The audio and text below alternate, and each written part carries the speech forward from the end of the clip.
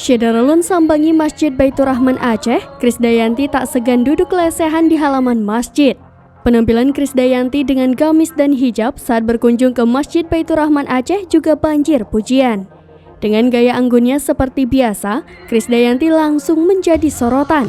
Lantas, seperti apa penampilan Krisdayanti saat mengunjungi Masjid Baitur Rahman Aceh? Seperti diketahui, nama Krisdayanti tentu tak asing di dunia hiburan sebagai penyanyi tersohor. Baru-baru ini, Krisdayanti kembali menyita perhatian publik sampai banjir pujian karena penampilan cantiknya dengan gamis dan hijab. Melansir dari unggahan Instagram pribadinya, Krisdayanti memajang beberapa potretnya saat berbalut gamis dan hijab. Dalam unggahannya, Krisdayanti mengunggah potret saat berjalan santai di halaman depan Masjid Baitur Rahman Aceh. Krisdayanti tampil anggun dengan gamis panjang serta hijab berwarna mint yang tampak matching dengan gamisnya.